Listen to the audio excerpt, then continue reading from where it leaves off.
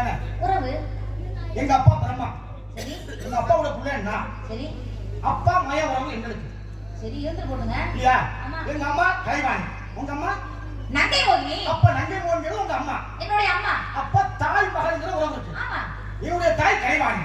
அப்ப என்னுடைய தாய் கிழக்கு உறவு இருக்குன்னா அம்மா புள்ள உறவு இருக்குல்ல. இந்த உலகத்துல முதல் மூர்த்தி யார் சொன்னீங்க? முதல் மூர்த்தினா எம்பெருமான் ஈஸ்வரன். சிவன் தானே? ஆமா. இந்த சிவனுக்கே உறவு அப்படின்னா யார் சொல்லுங்க? பாப்பா கொஞ்சம் பொறுமையா பேசுங்க. என்ன பண்றீங்க பாப்பா? இல்ல இது என்ன ஏற்கனவே எடுத்து எனக்கே குத்துற அந்த மாதிரியா? இதுதான் விஷயம். கொஞ்சம் புதுமையா பேசுவோமே. அதுக்கு தான் எடுத்துக்கிட்டு நிறைய சொன்னேன். உங்க அப்பா நம்பிராசன், நீங்க புள்ள, அப்பா மகன்ற உறவு முறை. ஆமா. நங்கை மோகினி அம்மா, அப்பா அம்மா மகன்ற உறவு முறை. இந்த உலகத்துல முதல் மூர்த்தி சிவபெருமா. சிவனுக்கே ஒரு உறவு இருக்குன்னா யாரை சொல்லுவோம்? கதையை கவனம் வச்சுக்கணும். நாடு என்ன நாடு? தொண்டை நாடு. நிலம் குறிஞ்சி நிலம். அப்பா பேரு நம்பி தலைவர். அம்மா பேரு நங்கை மோகினி. உன் பெயர்? வள்ளி. அடைந்திருக்கும் பருவம்? மங்கை பருவம். மங்கை பருவம்னா வயசு 13 வயசு. 13 வயசுல காட்டுக்கு காவலுக்கு வந்தீங்க. ஆமாங்க. காட்டுக்கு காவலுக்கு வந்திருக்கீங்களா? கடமைக்காக வந்திருக்கீங்களா? இல்ல காரியத்துக்காக வந்திருக்கீங்களா? கடமை காரியம் இருந்திருக்கேன். ஆமா. இந்த உலகத்துல மனுஷன் தான் தெய்வத்தை வணங்கணும். ஆனா தெய்வமே ஒரு மனுஷனை நம்ம கண்டுபிடிச்சிருந்தோம். ஏன்னா ஒரு கேள்வி யாருனாலும் கேள்வி கேட்கலாம். அந்த படிச்சிருப்போம். ஆனா அந்த கேள்வியை சரியான நேரத்துல ஞாபகம் பண்ணி சொல்றது கொஞ்சம் சிரமமான விஷயம். அப்படி கற்பனையோட பேசினாத்தான் நான் அறிவாளி. அதனால நீங்க என்ன கேட்க தெரியுமா? உலகத்துல தெய்வத்தை மனுஷன் வணங்கணும் இருக்க. ஆனா ஒரு தெய்வமே மனுஷனை வணங்குதுன்னா இதுதான் ராமாயணம். ராமாயண முடிவு ராமன் கேட்கின்றான் ஆஞ்சநேய பெருமானை பார்த்த, ஆஞ்சநேயா இந்த ராமாயணத்துல நீ இல்லைன்னா என்னுடைய மனைவி சீதை எனக்கு கிடைச்சிருக்க மாட்டேடா. என் குடும்பம் நல்லா இருக்கு, என் மனைவியை சேர்த்த பெருமை உன்னை சாரும். என் கூட வந்துடுறா வைகுந்தத்துக்குன்னு ராமன் கேட்கின்றான். அதுக்கு கேட்கிறார் ஆஞ்சநேயா, ராமா நான் வைகுந்தத்துக்கு வர்றேன், வைகுந்தம் வந்தா இந்த ராமனை பார்க்க முடியுமா? அதுக்கு ராம சொல்றான், இல்லப்பா இந்த ராம அவன் அழகு பூமியோட முடிஞ்சிருச்சு, அங்கே நான் மகாவிஷ்ணுவா தான் இருப்பேன், ராமனை பார்க்க முடியாது அப்படின்னு ராமரே சொல்றார். ஆஞ்சநேய பெருமான் கண் கலங்கினான். அடுத்து சீதை கேட்கிறாங்க, ஆஞ்சநேயா அசோக வனத்தில் நான் இருக்கின்ற பொழுது ஒரே வார்த்தை ஸ்ரீராம ஜெயம், இந்த வார்த்தை நான் கேட்கிறேன்னா அங்கே தீக்குளிச்சு இறந்திருப்பனே, என் உயிரை காப்பாத்தின ஆஞ்சநேய பெருமான் என் கூட வந்துடுறா வைகுந்தத்துக்கு அப்படின்னு சீதா கேட்கிறாங்க ஆஞ்சநேய பெருமானை பார்த்து. அதுக்கு ஆஞ்சநேயர் கேட்கிறார், அம்மா நான் வைகுந்தம் வந்தா இந்த சீதாவை பார்க்க முடியுமா? பார்க்க முடியாது. இந்த சீதா அவதாரம் இந்த பூமியோடு முடிந்து விட்டு அங்கு போனா நான் மகாலட்சுமியா தாண்டா இருப்பேன். ஆஞ்சநேய பெருமான் கண்கள் அங்கே அழுது புலம்பி, ராமனை பார்க்காத இந்த கண்கள், சீதையை பார்க்காத இந்த கண்கள், ராமநாமத்தை கேட்காத இந்த காதுகள், சீதாங்கிற வார்த்தை கேட்காத இந்த காதுகள், நான் உங்க கூட வைகுந்தத்துக்கு வரல, இந்த பூலகத்துல யார் ஒருத்த இந்த மாதிரி வெளிச்சத்துல ராமா சீதான்னு யார் சொல்றாங்களோ சொல்றவங்க நல்லா இருக்கணும், அதை கேட்கிற இவங்க அத்தனை பேர் நல்லா இருக்கணும். ராமா சீதா சொல்றவங்களையும் அதை கேட்கிறவங்களையும் எனக்கு ஒரு வேண்டுகோள், அவங்க ரெண்டு பேர்த்தையும் நீ காப்பாத்துறேன்னு எனக்கு ஒரு சபதம் பண்ணி கொடுறான்னு ஆஞ்சநேய பெருமான் ராமனையும் சீதாவையும் பார்த்து கேட்க, ரெண்டு பேரும் அந்த அற்புதமான வரத்தை உனக்கு தம்பின்னு சொல்ற பொழுது, இந்த உலகத்திலே இந்த மக்களுக்காக நல்ல வரத்தை நீ கொடுத்ததனால் அந்த மக்களுடைய சார்பாக ராமனையும் சீதாவையும் நான் கையெடுத்து கும்பிடுறேன்னு சொல்லி ஆஞ்சநேய பெருமான் கும்பிட்ட கோலத்தில் இருக்கக்கூடிய காரணம் இதுதான். நீ கேட்டதுக்கு உண்டான விஷயம். மனுஷனை பார்த்து வணங்குற தெய்வம் ஆஞ்சநேய பெருமான். அதனாலதான் ஆஞ்சநேய பெருமான் எல்லா ஆலயத்திலையும் இப்படி கையெடுத்து கும்பிட்ட மாதிரி இருப்பாங்க. கேட்டதுக்கு உண்டான விஷயம். சந்தேகம் போச்சா? இப்ப நான் கேட்டிருக்கேன், பருவத்தை அடைந்ததனால் சொல்லியா, பருவத்தை அடைந்ததனால் உனக்காக ஒரு பாதுகாப்பு, அந்த பாதுகாப்பை உனக்காக ஏற்படுத்தி கொடுக்கிறதுக்காக யார் தெரியுமா? கருவாச்சி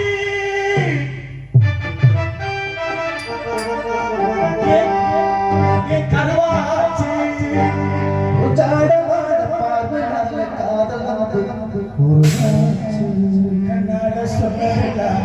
என்னாச்சு?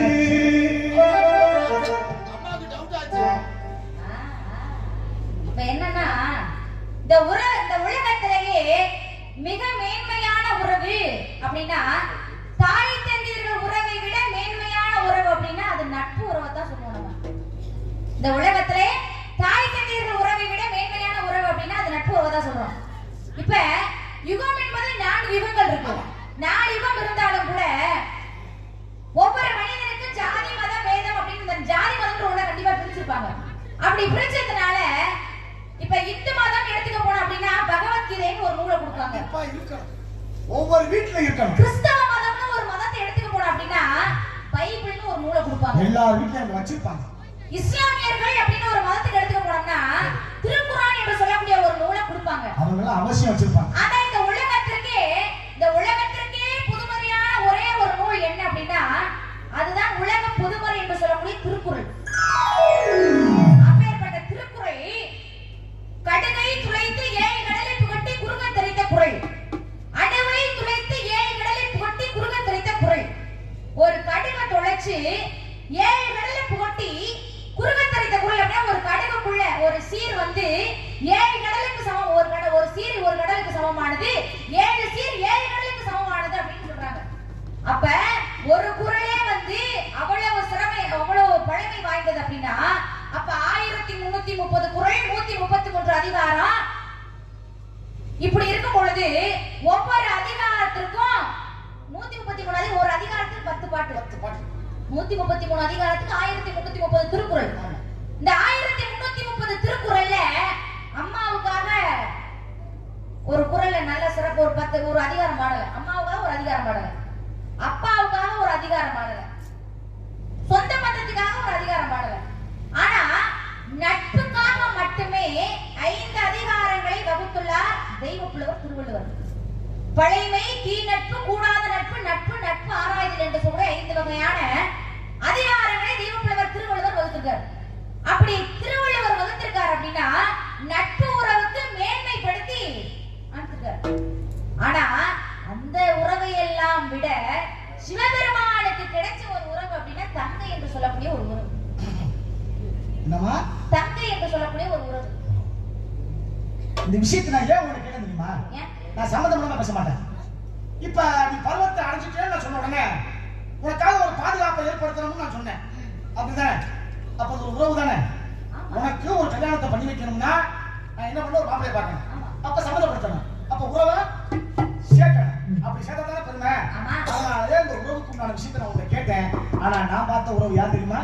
நான் பாடுனேன் இல்ல, கருவாச்சின்னு பாடுனேன். அந்த தங்கைன்ற ஒரு உறவு சொன்னல, அப்பேற்பட்ட தங்கை ஒண்ணு பெத்து வளர்த்திருக்கணும். ஆமா. இல்லாட்டி எடுத்து வளர்த்திருக்கணும். ஆமா. ஆனா இது வந்து அப்படி கிடையாது. படைக்கக்கூடிய வேலை உங்க அப்பாவோட வேலை. உங்க அப்பா. காக்கக்கூடிய வேலை உங்க தாத்தாவோட வேலை. தாத்தாவோட வேலை. அழிக்கக்கூடிய வேலை எம்பெருமான் ஈஸ்வரனுடைய வேலை. ஆனா படைச்சவரே அவர்தான். சிவபெருமான் தன்னுடைய தங்கையை தனக்காகவே செய்து தனக்காகவே படைத்து அசாவாரி என்று சொல்லக்கூடிய ஒரு பட்டத்து ஒரு பெயரை சூட்டி உலக மக்கள் அனைவருக்குமே நன்மை பிறக்க வேண்டும் சொல்லி எனக்குன்னு இருக்கக்கூடிய ஒரே ஒரு உறவு என் தங்கை என்று சொல்லக்கூடிய உறவு. அப்படி சிவபெருமான் எதுல சொல்லியிருக்கானா பெரிய புராணம் என்று சொல்லக்கூடிய ஒரு புத்தகத்துல சொல்லியிருக்கார் சிவபெருமான். பெரிய புராணத்துக்குள்ளமா? ஆமா. எக்கச்சக்கமான விஷயம். கண்டிப்பா. இந்த பெரிய புராணம் பாருங்க 18 அப்ப எல்லாருக்குமே உறவு இருக்கும். ஆனா சிவபெருமானுக்கே தேவையான ஒரு உறவு அவரே உருவாக்கி கொண்டாரானால் சிவபெருமானுடைய தங்கை அசாவாரி என்று சொல்லக்கூடிய ஒரு பெண் தான் சிவபெருமானுடைய உறவு. நீங்க கேட்டதுக்கான அப்பேற்பட்ட அந்த உறவை அவன் ஏற்படுத்தி கொடுத்தவனால் உனக்காக ஒரு உறவை நான் ஏற்படுத்தணும். இது உறவை காத்த கிளி அல்ல, பெரிய உறவு, நல்ல உறவு. என்ன உறவு சொல்லுமா? என்ன பாருங்க, அவன் தான் அம்மா, அவன் தான்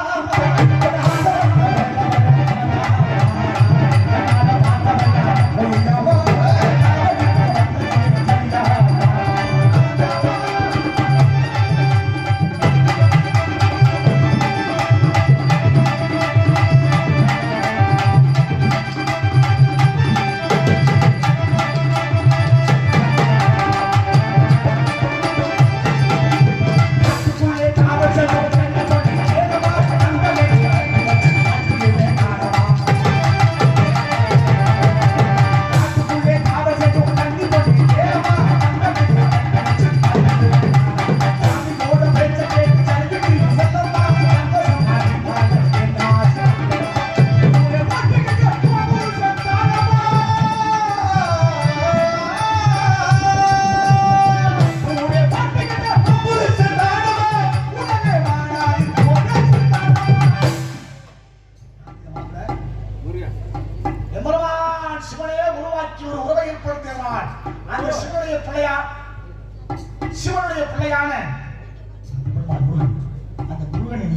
ஓட்டிக்கிட்டு காலையில சைக்கிள்ல பொண்ணைய முருகனையும் முன்னாடி ஏற்றி விடணும்னு எனக்கு ஆசை.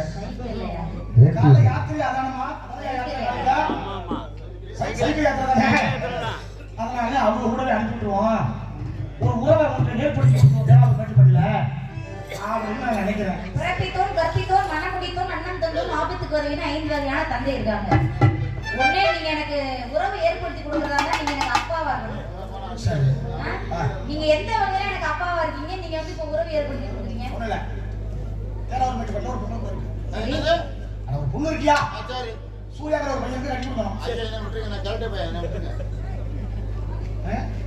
எனக்கு கரெக்ட்டா தெரியும். அப்ப என்ன பண்ண? அந்த பந்த சொந்தத்தை ஏற்படுத்தணும். அப்படி யாரும் ஒரு பெரிய மனுஷனால செய்ய முடியும். அதனால தான் அந்த பெரியவனாகிய நான் என்ன நீ அப்பாவை நான் சான்ஸ் எங்க அப்பா இருக்காங்க, அம்மா இருக்காங்க, அண்ணன் இருக்காங்க, தோழி இருக்காங்க, எத்தனையோ சொந்த வந்தலார நீங்க. ஓ அப்ப நம்பிராசே சரியா இருந்தா உள்ள கூட அந்த காட்ட விட்டுப்பாங்க. ஏன் கேக்குறேன்? உங்க அம்மா சரியா அப்படியே போய் காட்டலாம் ஐயா. அப்படியே கூட்டிட்டு போய் ஒரு நல்ல செஞ்சு வச்சுக்கீங்களா?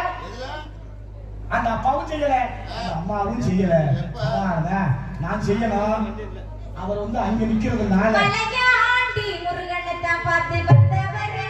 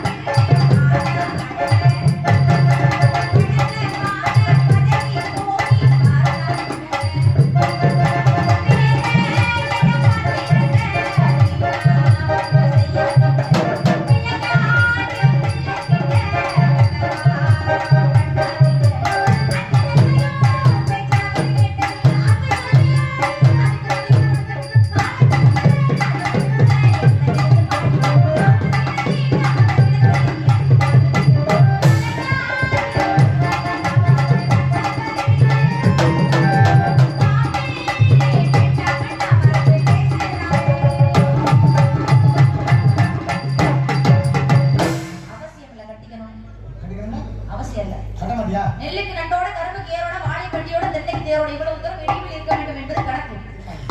விண்ணுக்கு மண்ணுக்கும் எவ்வளவு இடைவெளி இருக்கின்றதோ அதே போல எனக்கு முருகப்பெருமானுக்கும் உள்ள இடைவெளி. நண்டோட நெல்லுக்கு நண்டோட நெல்லு போயிட்டோம்னா நரியோட கர்மவசம்னா வண்டியோட வாழை வாழை தேரோட தென்னை மரம் தென்னை இவ்வளவு இடைவெளி அதுக்கு இருக்கு. விண்ணுக்கு மண்ணுக்கும் எவ்வளவு இடைவெளி இருக்கிறதோ அதே போல எனக்கு முருகப்பெருமானுக்கும் உள்ள இடைவெளி உங்களுக்கு தெரியுமா? முருகப்பெருமானுக்கு ஏற்கனவே திருமணம் ஆயிடுச்சுங்க. அப்படி இருக்கும்போது ரெண்டாம் தரமா என்னை போய் கட்டி கொடுக்குறீங்க நீங்க. ஒரு சின்ன விஷயம் பத்தி கேட்கணுமா? என்ன? ஒருவேளை முருகனை நீங்க கல்யாணம் பண்ணிட்டா நான் ஒரு என்ன வேணும்? என்ன வேணும்? எப்படியா தான் நீங்க என்னை கூப்பிட்டு தான் நிக்க போறீங்க, அப்புறம் என்ன கொடுங்க? உங்களுக்கு தவறு இல்லை. இது என்ன இருக்கு? மொத்தம் உங்களுக்கு ஏத்த வழி இல்ல. ஏய் போடா. டேய் யாரும் பாத்து நீ பாருப்பா.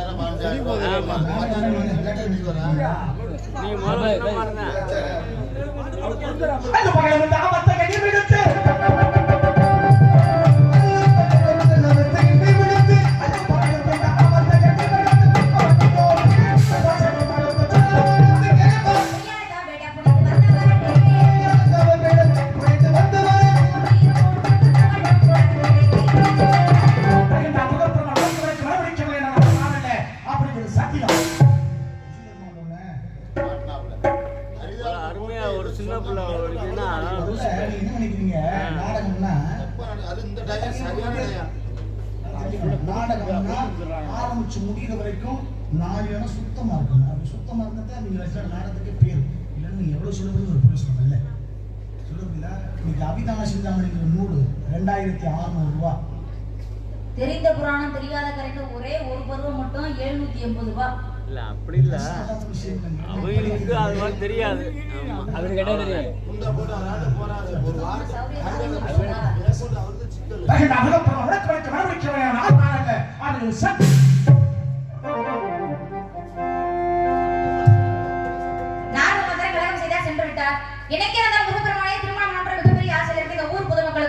மற்றும் இந்த அனைத்து குட்டி குட்டி பாலகர்களுக்கும் மறுபாடு தரணும். மனமார்ந்த நன்றி.